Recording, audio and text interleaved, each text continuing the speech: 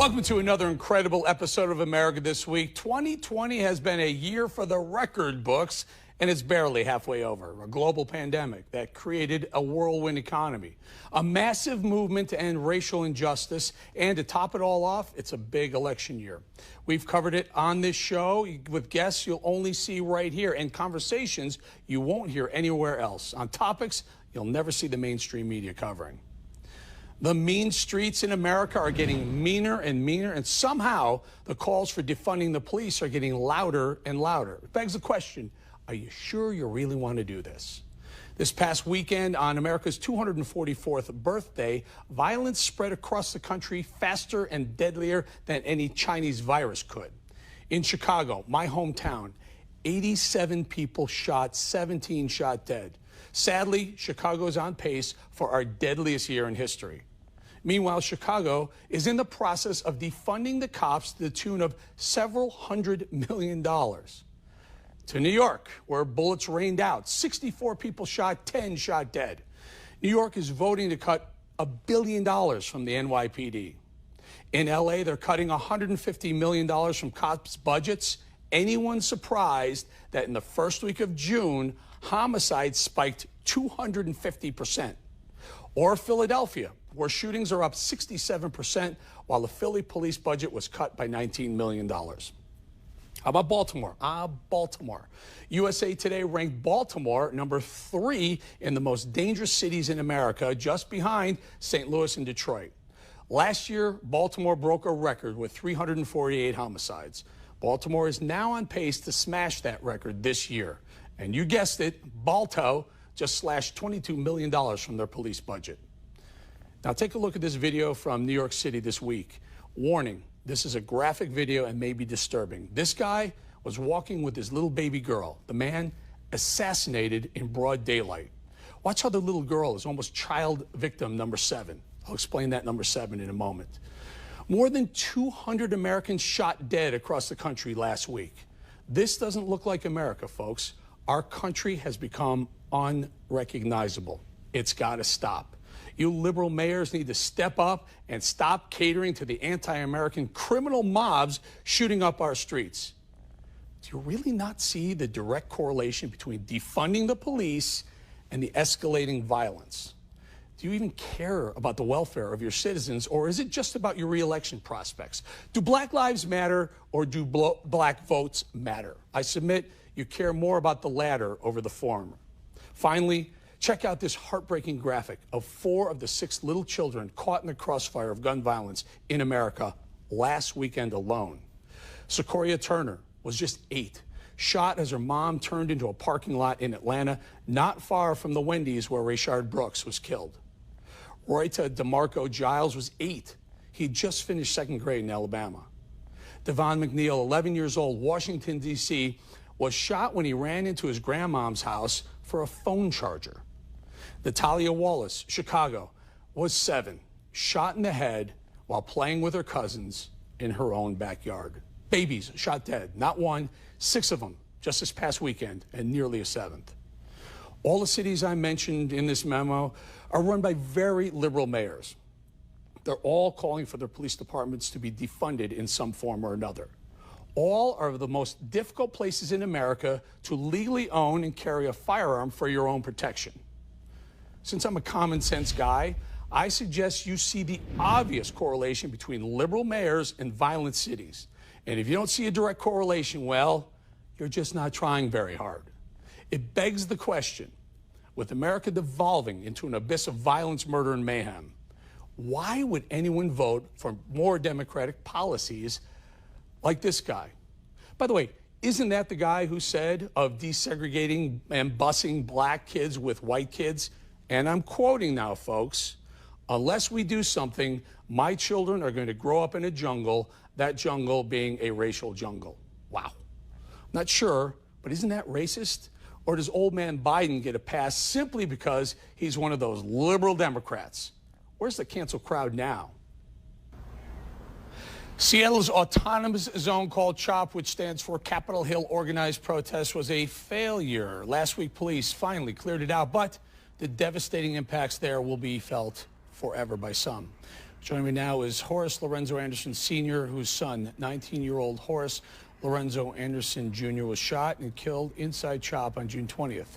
And Andre Taylor, their family's spokesman. Thank you, gentlemen, for joining me. Horace, we are so sorry for your family's loss, your loss. And Andre, we know you had a brother who was shot and killed by police in 2016. Our condolences to you as well, Andre. Horace, I got to start with you. From one grieving father to another, I lost a 19-year-old son. There's no getting over it. I understand that. Tell us about Lil Renz, as you call him. Tell us about him. Little Renz, premature, 25 weeks. Strong, you know, you got to think this guy was a little guy when he was born. He was only 1 pound, 8 ounces, 7 ounces. He stayed in the hospital, for about, 5 months. He was born at 5 months period, 25 weeks.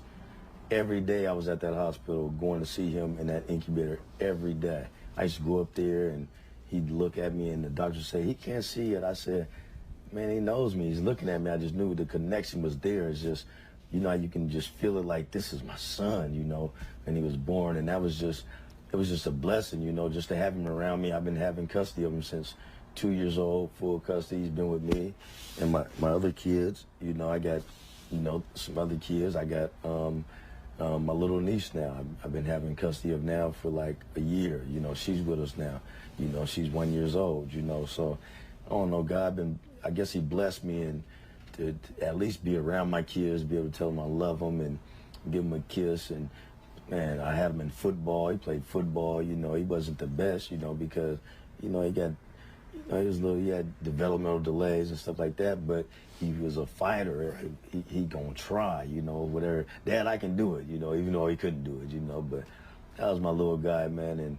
And this CHOP thing, I'm not a politician or whatever's going on, but somebody should have helped him. There was something, man, there could have been something. I know it's something that they could have did to try to help him because, man, he just needed help, and I couldn't help him.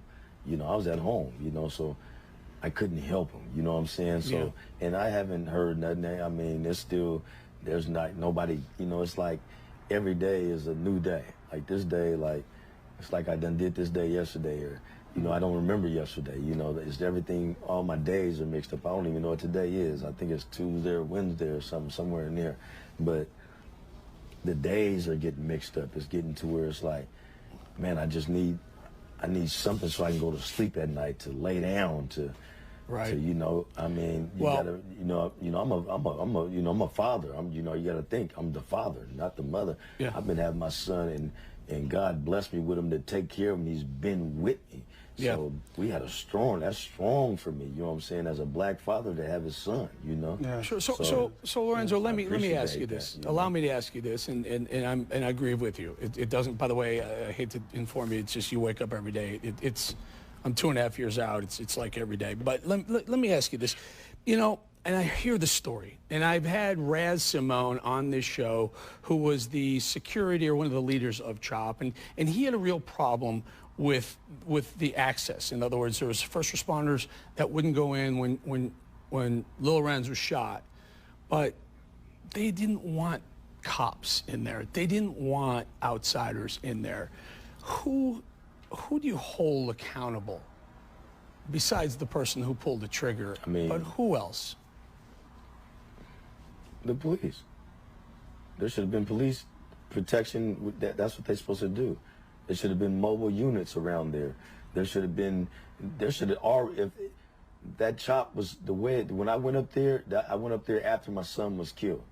Man, they had barbecue grills. They had cement blocks. They had things up there that were, I mean, how did it get there? You're looking at, they're selling hot dogs, They took over the whole police precinct. They were sitting in front of the precinct, the police precinct.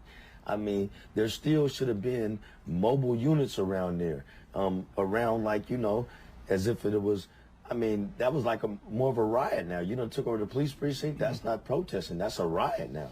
So that's not Black Lives Matter no more. That doesn't have to do with anything now. They should have been shut that down. They should have sent the National Guards there a long time ago. But even if they didn't, There should have been police presence walking through there at all times, you know. So Andre, let me ask you, Andre. I'm watching there, and listen, I saw the video of Seattle police trying to get in there. They were unequivocally, they were stopped by CHOP people at the gate, and they couldn't go in. Now, Andre, what about Mayor Jenny Durkin? The mayor is the one who told the police to get out of CHOP, to clear out of town, let the CHOP have their moment, let them protest or do their way. I think she called it the Summer of Love and a block party. Obviously, wasn't that right? Does no one hold her accountable for this? I've said on this show, I think she's got blood on her hands.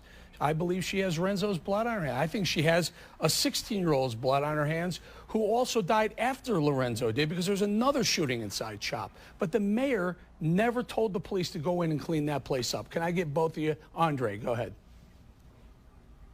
Yeah. So, you know, I think there's a lot of blame to go around in many places. We can place that blame in many places, right? But let me give you the backstory a little bit so we can clarify what everybody is understanding here. First of all, George Floyd was murdered. It was probably the most savage murder on camera, live, that I've ever seen in my life. This sparked this process where there were protests in all 50 states, right? There was a transitional period after that that brought us together, all of us together, right? And I'm not making any excuses for anything, and what I try to do is put myself in people's shoes. This was a situation that our country have never seen before, as far as a protest, as far as black, white, brown, purple, green, whatever, coming together and agreeing that this incident that happened here was wrong. Okay, now let's place that where it is. The other part is, I think that I myself would have had some type of trepidation on just going in there the first week or so and shutting the place down when there wasn't any violence, right? Because you don't want to be the guy or the woman that is known for shutting down communities of color's voices, young people that are trying to engage themselves in a process of change. Right. You don't want to be that you don't want to be that person. I wouldn't want to be that person. So you're dealing with a situation that's highly sensitive, that we've never faced before, and I think it was smart on whoever leadership was to be careful. Now, my issue is when the violence started. That's when I involved myself and my organization. The moment the violence started, everything shifted. Whatever CHOP was designed to do at that time, there was a shift. So can I happen? So that I may would ask, never get back. Let me ask Sure. Lorenzo. So, God bless you. You lost your son, but after you lost your son, it was time for the police to get in there, and the police needed to hear from that mayor, Mayor Durkin. Isn't this a failure on the mayors and the other mayors across the country who are allowing these things to happen? Forget up until the violence, but certainly after the violence, they gotta stop, right? It's time to take the streets back to law and order. Yes, about a half a minute or so. Right. Yeah, I believe that. They should have been stopped that way. After him, man, I don't know. I'm not political, so I don't know who to go to or who is responsible or who was the main person that could have shut it down. I don't know if the police department, I don't know who. But I know that it should have got shut down a long time ago. When they took, I don't know how you, explain to me how you take over a police department. I went up there and we were trying to, just talk about my son, and they were trying to kick us, they're trying to kick us out of CHOP, saying we can't talk right now, we can't do this. And I'm looking like, you guys are disrespecting me, my son. I'm the father of the 19-year-old that just, they were just so disrespectful. So I'm in my mind, I'm going like, with that so much disrespect, the police don't have control now.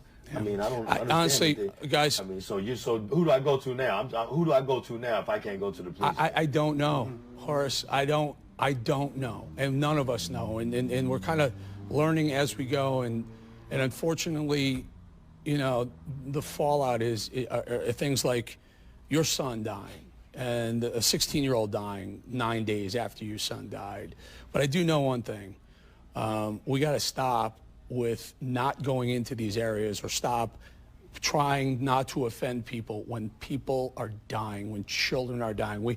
Last weekend alone in Chicago, around the country, 6 babies under the age of 10, under the age of 11 were killed across America with violence. Guys, I got to leave it there. Horace Lorenzo Anderson Sr., God bless your son. God bless your family. Andre Taylor, thank you for your time, gentlemen. We'll have you back. We'll have you back to talk about this some more. Thank you, sir. Thank you. I appreciate you guys. We're always pleased to have Congressman Devin Nunes with us. Welcome back. Thanks for being here again, Congressman. This week has not been a good one for China. Mike Pompeo, Secretary of State, says the U.S. is looking possibly to ban Chinese social media apps like TikTok. And let's not forget, this week we find out that China may have a little bit of bubonic plague showing up. But let me start on the tech stuff, especially with a California congressman. Obviously, Silicon Valley, Northern California, very important. Tech is very important to your neck of the woods. Tell us what's going on with China and their TikTok specifically. Well, there's an interesting irony here, Eric, in talking about TikTok.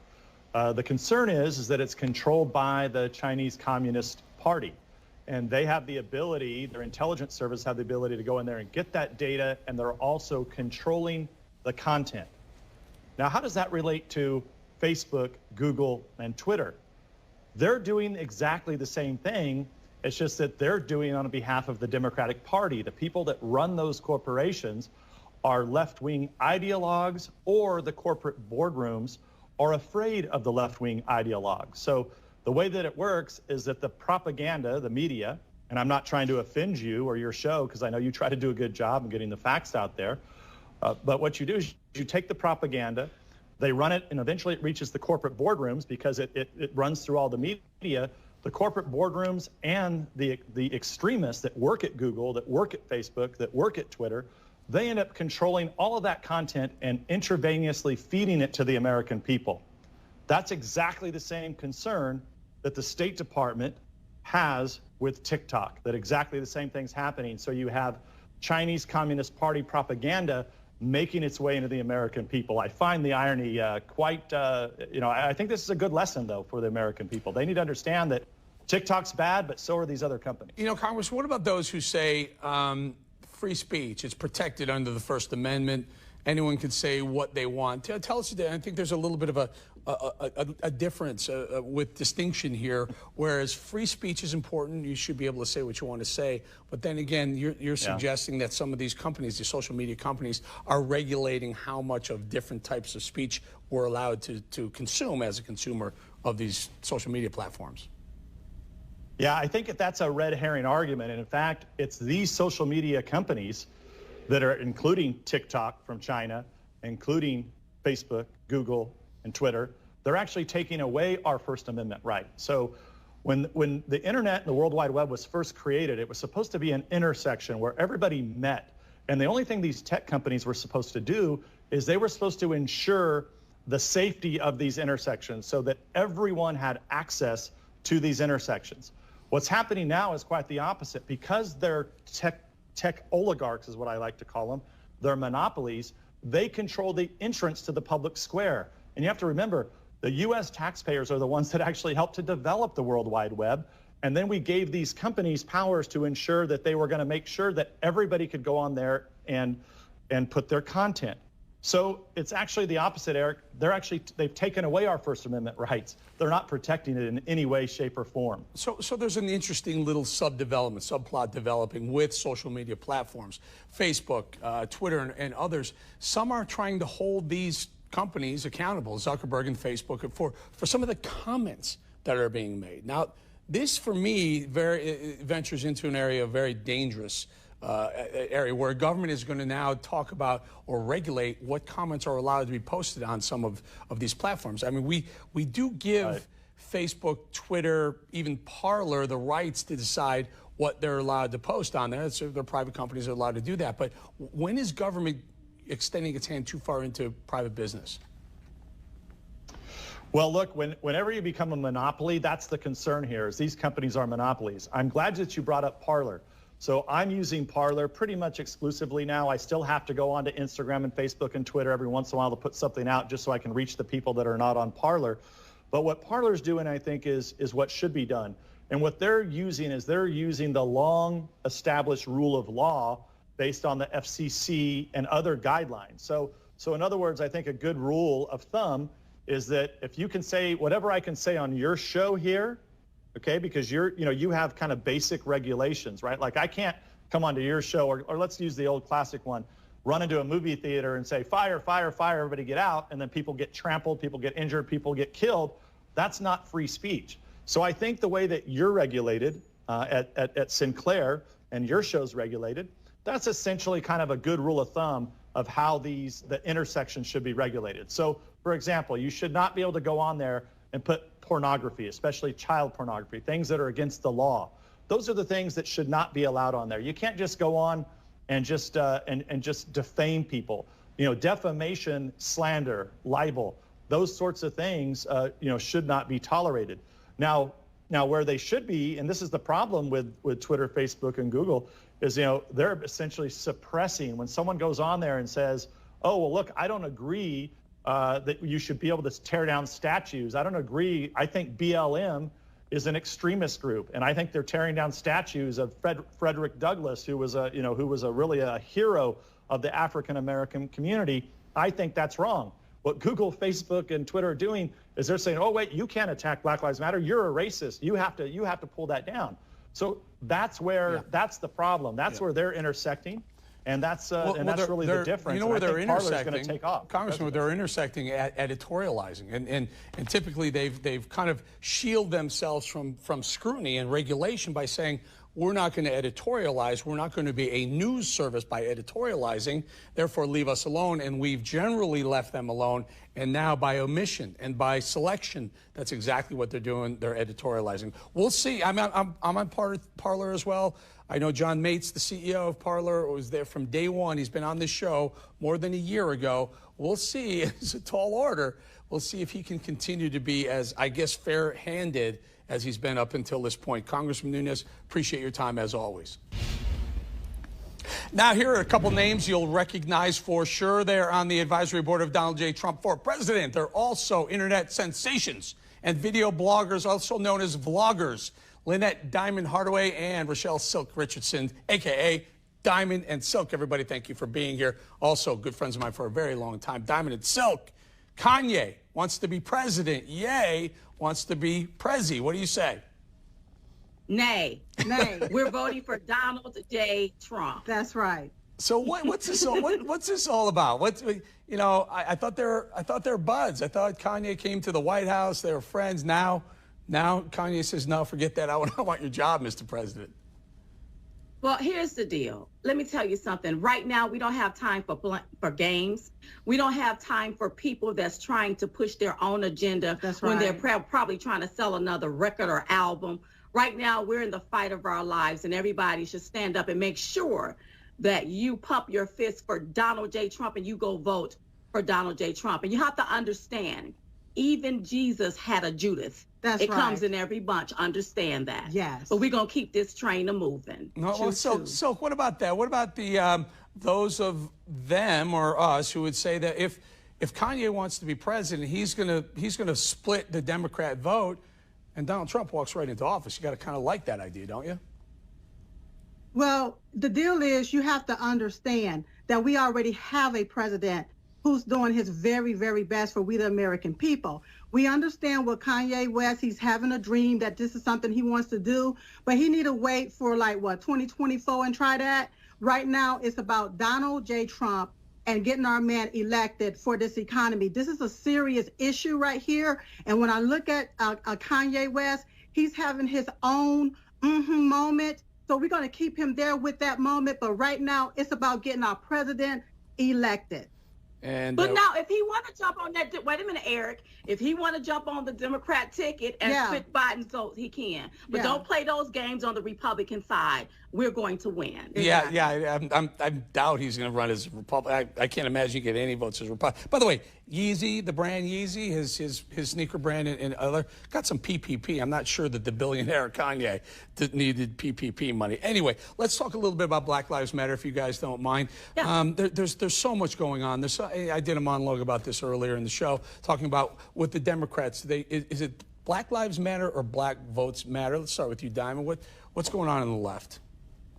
Well, I believe that the left believe that black votes matter, and anybody's black body will do to get a vote. Yeah. You have to understand that when they talk about Black Lives Matter, what are you pumping your fist to? You're pumping your fist to an organization who spread propaganda, who's the owners of that particular organization call themselves Marxists, which they're trying to push communism, and they want to tear down, disrupt the nuclear family. And what I won't understand, if white lives, to my white brothers and sisters, if black lives really cared, if white lives really cared about black lives, then why are you all pumping money into this organization that wants to tear down the black family? That's right. Black people, black lives deserve families. Black children deserve a mother and a father. And I think a lot of the stuff that you see out in the streets with them pumping their fists and tearing down the statue and erasing history, a lot of that is because of the lack of parenting. There's not a two-parent home. You know, that's at what, 20-some% now, when that used to be at 70%. So we need to take a whole look at what are we pumping our fists to. Listen, I want all lives to matter. So talk to me a little bit about Colin Kaepernick. A lot of this is based on some of the things that Colin Kaepernick has been talking about for a couple of years now. Do you think he was wrong, Kaepernick? I don't think he's. Yeah, I don't. Go ahead, Sid. I don't think he should have been kneeling on a flag. That's right. You know, the deal is that we need a chastisement starts at home. Right. Okay. We got to take care of our own home. There's a lot of black on black crime that's going on, and you teach people how to treat you. I understand that he want to kneel on the flag, but it's because of that flag that he's even a millionaire today. Right now, all of these different organizations and groups, I look at them as domestic terrorist organizations because they are terrorizing the American people. Right now, it's about, let's see how we can all be prosperous and be able to obtain the American dream. And taking a black face off of the syrup bottle, getting rid of all of these statues is not going to stop racism. When I look at the Democrat Party today, they are the party of slavery, racism, Jim Crow, and segregation and systemic racism. If you want to dismantle racism, then just dismantle the Democrat Party. When I see Colin Kaepernick and a lot of these other people out there upset about everything that's going on in our country, you're voting for the same people, the same party that put those systems in place. So if you continue to do the same thing, you're going to continue to get the same result. So fault yourself. Start with the man in the mirror and change your own heart. All right, Diamond, let's talk a little bit about President Trump at Mount Rushmore last week. And you know, a lot of people took issue with it because there were some of the four faces that were on Mount Rushmore. There may have been a couple that had they were slave owners in the past. Talk to us. What's the messaging here? What's the proper takeaway from African American and conservative African Americans with President Trump at Mount Rushmore? I thought that the message was unity. Yes. Let's bring our country together, and let's not destroy our country or destroy history, because if we do that, we're doomed to repeat it. But what I find ironic with the left and those that take issue with the speeches, you're out here and you're pumping your fists in the streets. You want to tear down all of the slave owners' statues, but those slave owners were in the Democrat Party. Right. They were the one that fought in the Civil War to keep slavery going. Right. But you want to vote for that same system, the same Democrat Party. Yeah. You mad at the statues. Them statues didn't do nothing to you. They can't feed you. They can't clothe you. They can't give you a job. That's right. So stop looking at the statues. It's not the statue. When we talk about systemic racism, just like Silk said, that's these white left-leaning liberals that put them in place. Let's start there. All right, very quickly, Silk, very quickly, that final call, about 20 seconds or so. How in the heck did you guys get Diamond and Silk? Where'd that name come from? Wow, that was something we understood what was going on in the political spectrum. It was a dangerous time at that time. And using our government name, it was very dangerous for us. So we came up with these names right here. We just didn't know it was going to be a household brand name. And so it is what it is. You have to ask God about all of that. If you ever want to make God laugh, tell him your plans. We had no plans for this, but we thank God for this opportunity and for trusting that Diamond and Silk knew exactly what to do. Go ahead. And get our book that's coming out August 2020, diamondandsilkbook.com. There you go. There it is. And you have a tour dates and, you know, Chit Chat Tour 2020, Diamond Silk, all about it. I think I'm going to go with I'm going to go with gold. How about instead of Eric Bowling, I'm just going with gold. Is that all right? Can we do that? I love it. All right, you too. Diamond and Silk, thank you guys very much. See you soon. Wow. Straight ahead on America This Week, we're taking a closer look at the cancel culture. Amisha Cross and Dr. Sebastian Gorka take on sports teams, Black Lives Matter, and more. You don't want to miss this debate. Next.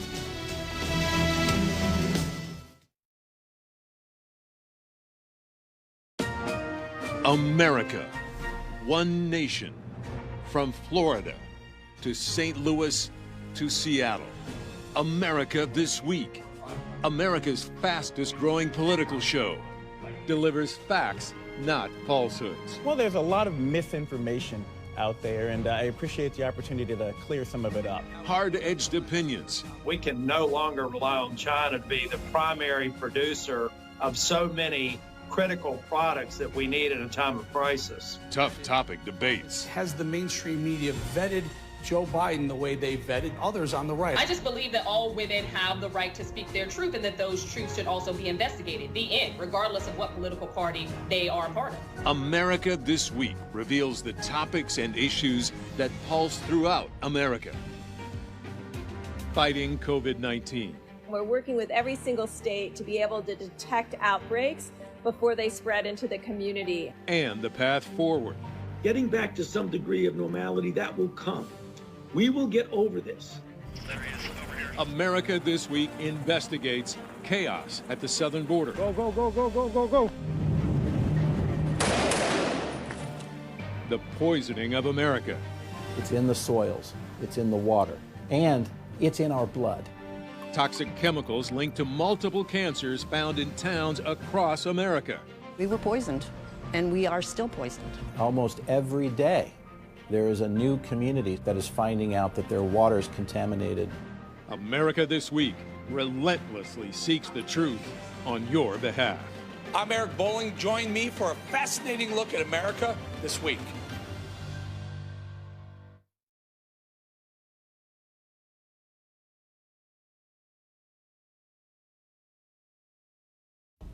From changing the names of sports teams like the Washington Redskins and the Cleveland Indians to tearing down statues of our founding fathers, have we reached a new era of cancel culture? Let's bring in political commentator Amisha Cross and former Deputy Assistant to President Trump, host of America First on Salem Radio, and Sinclair Media contributor. Thank you, Dr. Sebastian Gorka. Seb, let's start with you. This argument about the Washington Redskins has been going on a long time. The Cleveland Indians, the Atlanta Braves, the Chicago Blackhawks. Where are you on this? Well, I think we should ask Native Americans. A recent survey was published where 9 out of 10 have no problem with these names. It's not about being correct.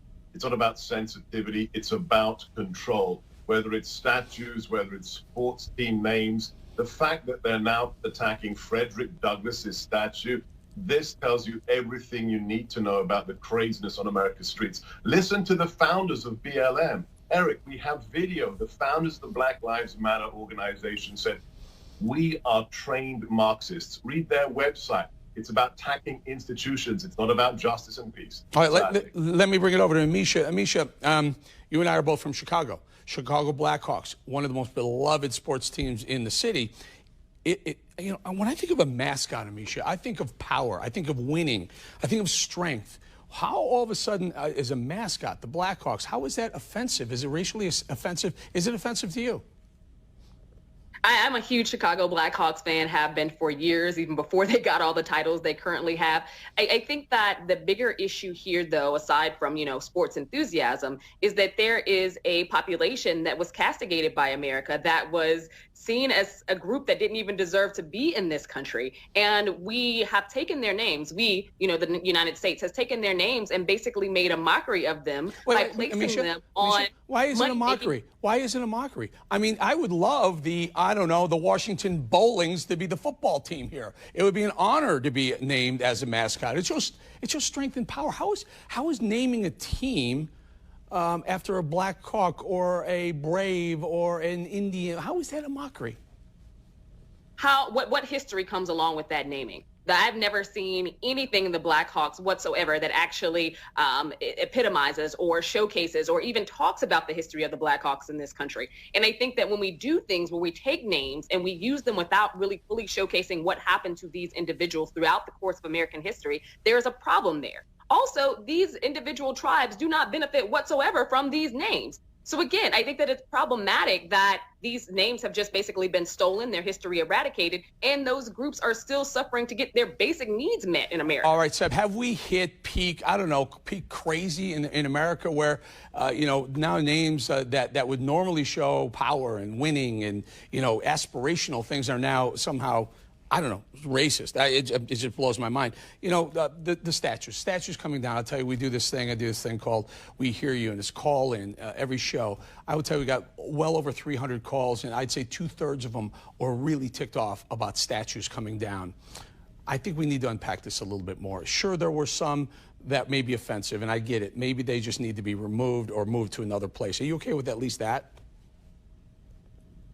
Look, you can have a conversation about this, but at the end of the day, you have to remember one thing, Eric.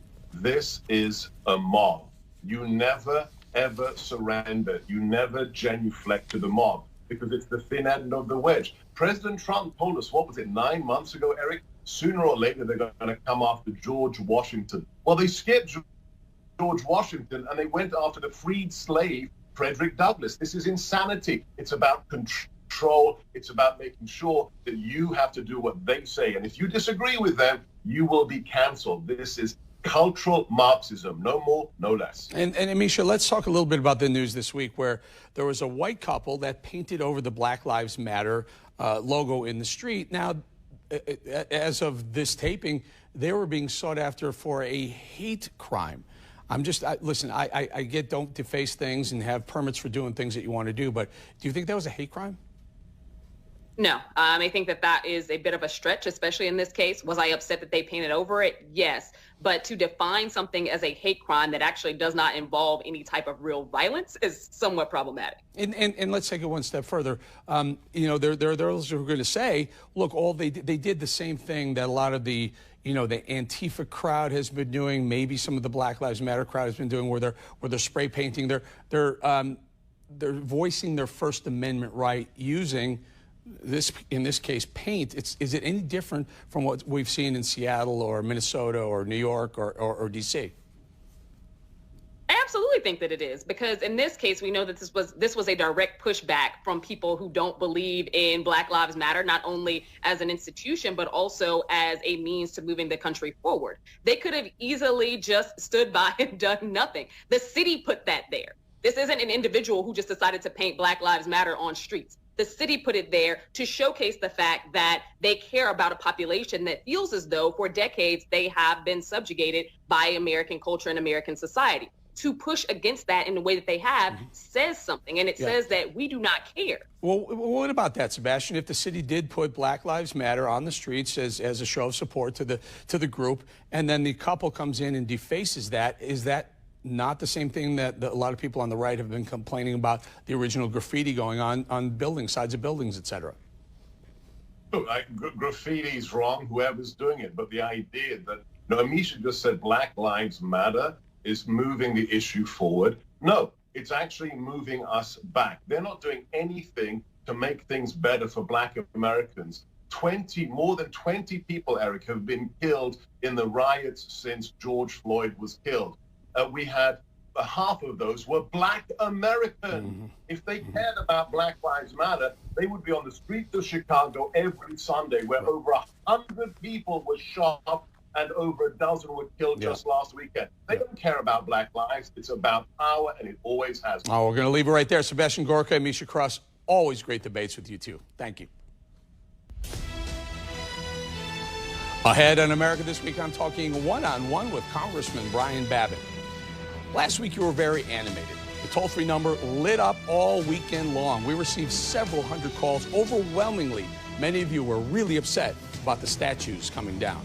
Now, I listen to each and every call, and the call is 100% toll-free, 888-601-0032. Now, this week, I wanted you to hear some comments from all sides. Here are just a few. And I'm sick of these people these representatives that would not stop these people from breaking down the statue. And I'm a foreigner. I love America, and it's getting on my nerves that these people are not saying one word. These Democrats not saying one word. And sadly, for 50-odd years, I followed the Democratic Party. Yeah, here's a piece of my mind. When it comes to defacing statues, shootings and riots and protests, in 2020, all it is a 100-year setback, because history will repeat itself. I'd like to order a large pepperoni pizza. Thank you. That's fine, but pepperoni, extra cheese, that's extra too. Here's that number again, 888-601-0032. As you can see, you really can say anything. You can also go to ericbowling.com or follow me on Twitter at ericbowling. I'll keep making sure they hear you too.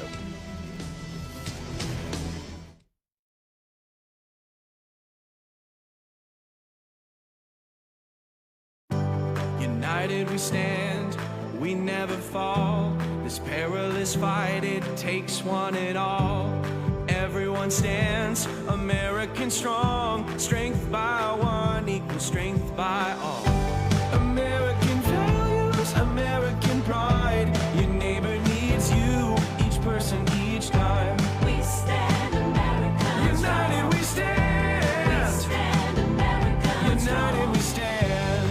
Ready to help, ready to serve. It takes everyone with steady nerves. Everyone stands, American strong. Strength by one equals strength by all. American values, American pride. Your neighbor needs you, each person, each time. We stand, America. United we stand. We stand, American strong. City by city, state by state, town by town, stand American great. Everyone stands American strong. When strength by one equals strength by all. American values, American pride. Your neighbor needs you, each person, each time. We stand America. United we stand. We stand America. United we stand.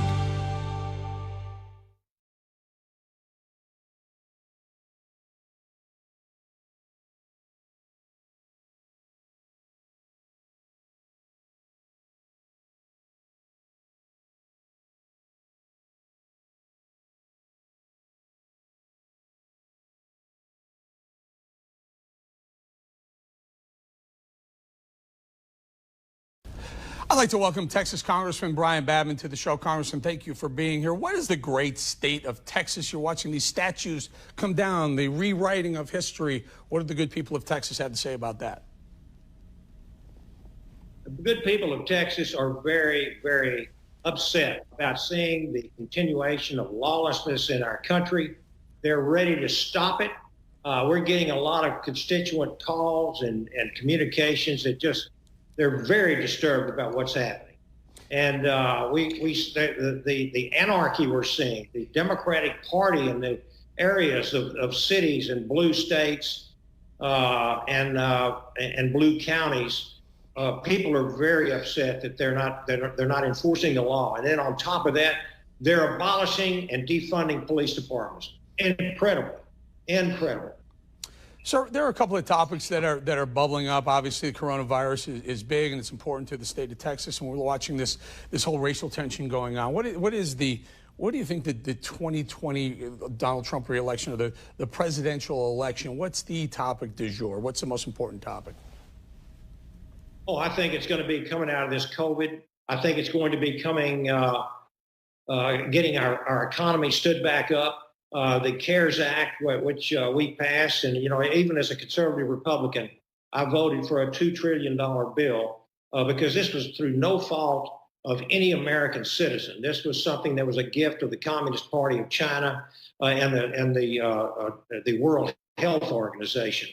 And so here we have, we've gone from the best economy we've had in 60 years to one of the worst in the history of our country.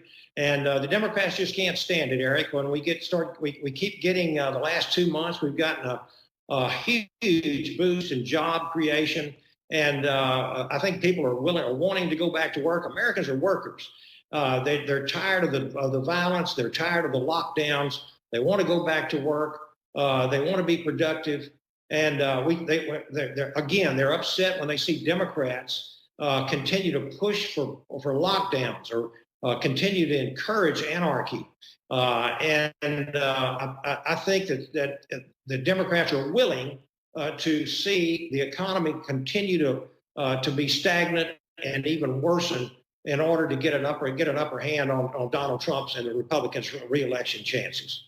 Sad to say, but if that's true, and I don't disagree with you, I'm just wondering if that's true. If the Democrats have said, let's stay locked down, let's make sure everyone's wearing masks, let's not reopen the economy, because some would say that would benefit Joe Biden in the upcoming election.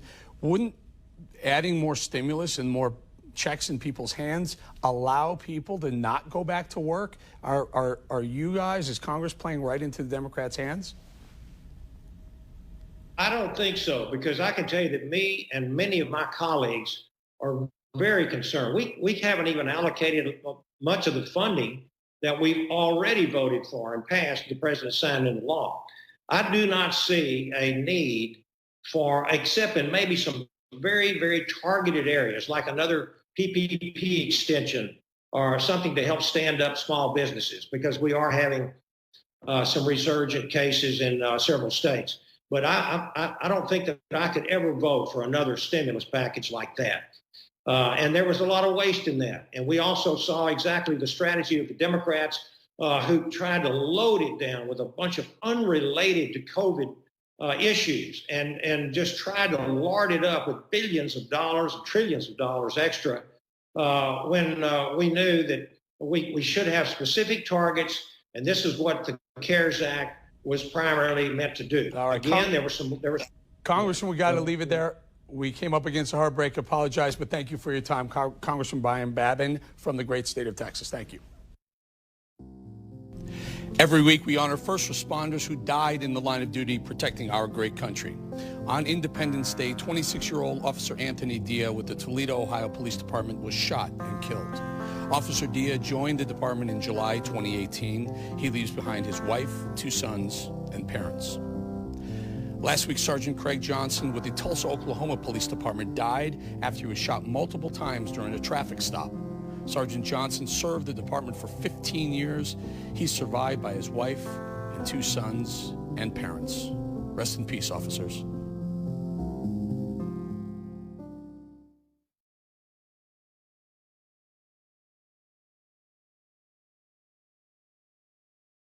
America, one nation, from Florida to St. Louis to Seattle. America This Week, America's fastest growing political show, delivers facts, not falsehoods. Well, there's a lot of misinformation out there, and I appreciate the opportunity to clear some of it up. Hard-edged opinions. We can no longer rely on China to be the primary producer of so many critical products that we need in a time of crisis. Tough topic debates. Has the mainstream media vetted Joe Biden the way they vetted others on the right? I just believe that all women have the right to speak their truth and that those truths should also be investigated. The end, regardless of what political party they are a part of. America This Week reveals the topics and issues that pulse throughout America. Fighting COVID-19. We're working with every single state to be able to detect outbreaks before they spread into the community. And the path forward. Getting back to some degree of normality, that will come. We will get over this. America This Week investigates chaos at the southern border. Go, go, go, go, go, go, go. The poisoning of America. It's in the soils, it's in the water, and it's in our blood. Toxic chemicals linked to multiple cancers found in towns across America.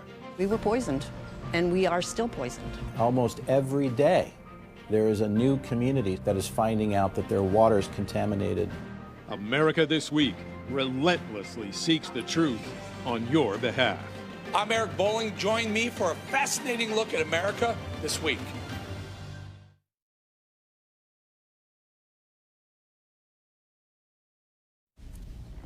Nick Adams is the founder and president of the Foundation for Liberty and American Greatness, and he recently released a new book called Trump and Churchill, Defenders of Western Civilization. Nick, thank you for being here. Before I get to the book, you know, President Trump recently went to Mount Rushmore. A lot of people, I personally think it was one of his best speeches ever. A lot of people thought it was something completely different. Let's take a little bite of what he had to say.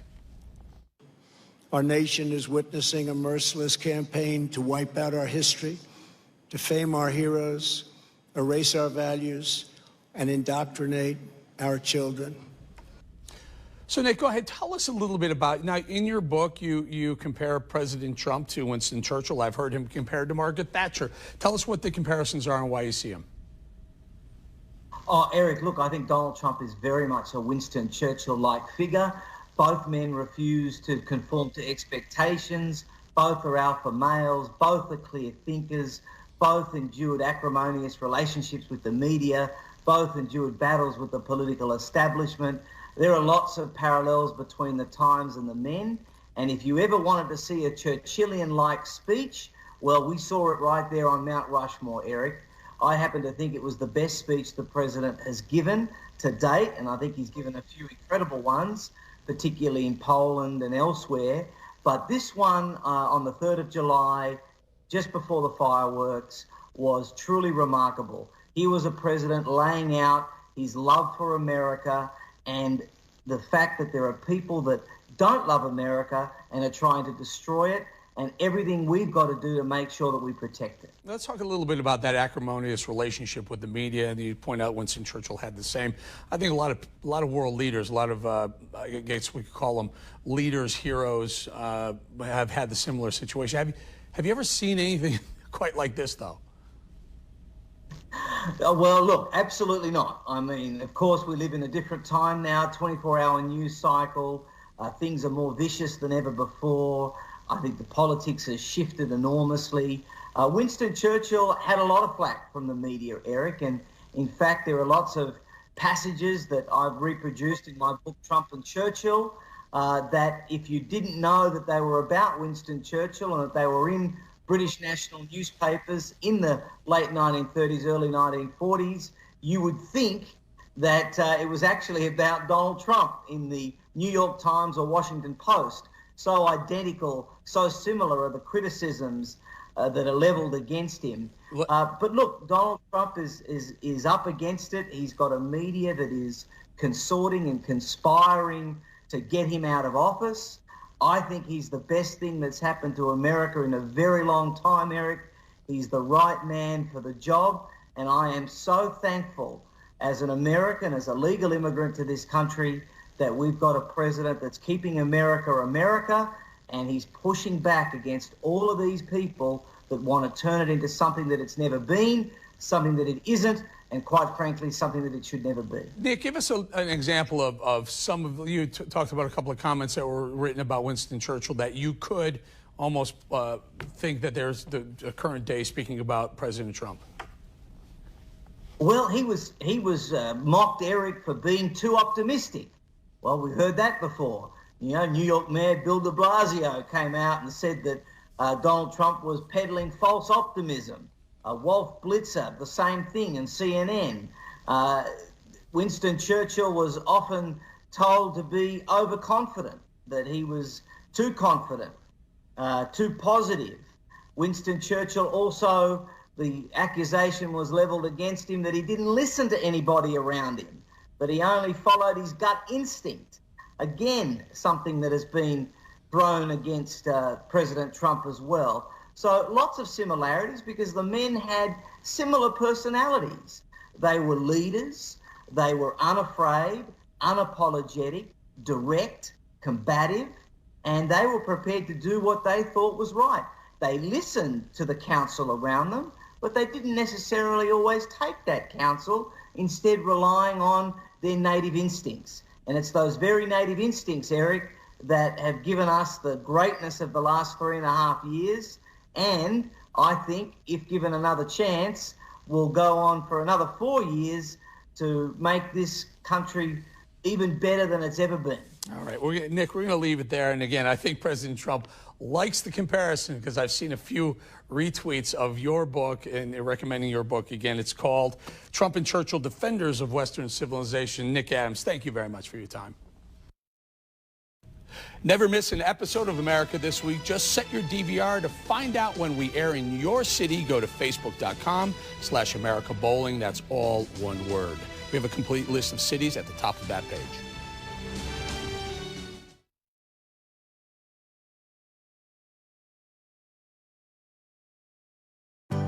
United we stand, we never fall. This perilous fight, it takes one and all. Everyone stands, American strong. Strength by one equals strength by all. American values, American pride. Your neighbor needs you, each person, each time. We stand, Americans. United we stand. We stand, Americans. United we stand. Ready to help, ready to serve. It takes everyone with steady nerves. Everyone stands, American strong. Strength by one equals strength by all. American values, American pride. Your neighbor needs you, each person, each time. We stand, Americans. United we stand. We stand, Americans strong. City by city, state by state, town by town, stand American great. Everyone stands American strong. When strength by one equals strength by all. American values, American pride. Your neighbor needs you, each person, each time. We stand Americans. United we stand. We stand Americans. United we stand.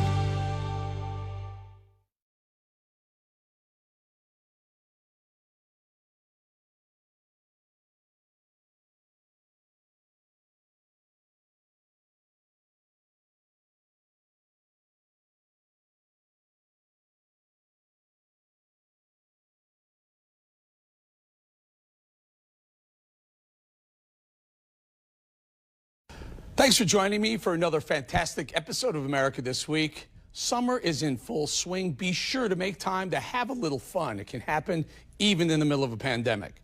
Check out this video from the Rockland, California Police Department. It appears an officer took making community connections to a whole new level. Have a great night, everybody. Everybody get two. Okay. All right. Count of three. One,